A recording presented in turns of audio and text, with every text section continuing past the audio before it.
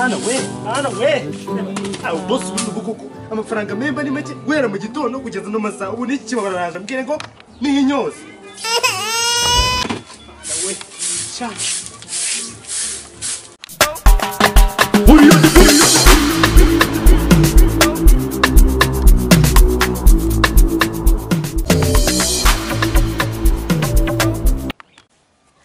ubukoko ubuko boss arushya koko sha mba byatararusha uwimba buri zace koko Yesu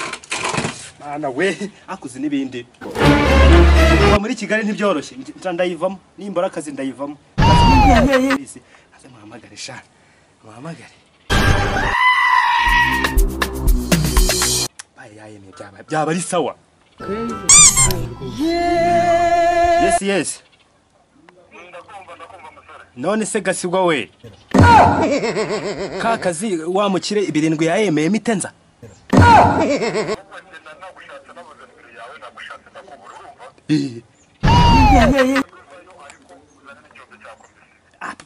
igihumbi cya komisiyo ubwo ndasigaye imbere bitandatu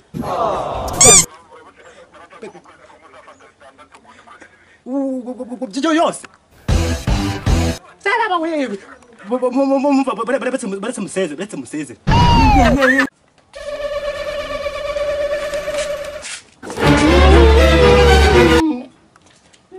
wegega toilet we byabaye none mutsi ndamukata byabaye ndamukata bana we byabaye arananiye kwinjira muri wese naje muhemba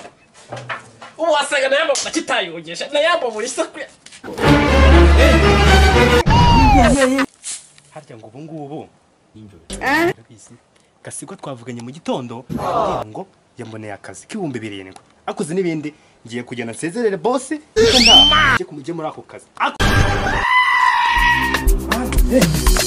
tuwaretse se kuriye koko byabaye vai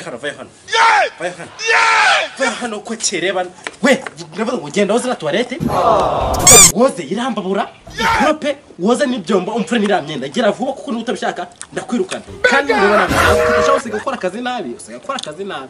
genda gira vuba okay ntacyo ngiye kubyoza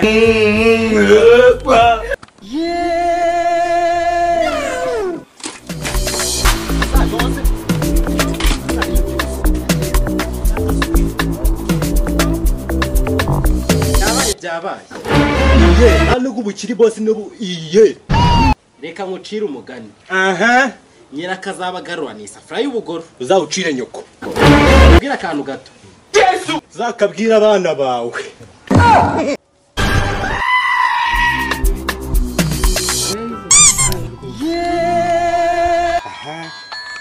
kazi shaka kazi bega allo Yesu no ka kazi ubwo ngubwo ngiye kwitanza we mubwiye ko ngiye gufata imodoka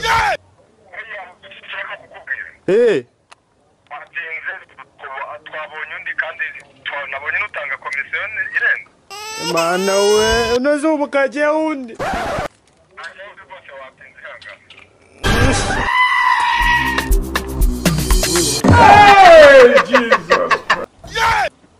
Mukazi Merci.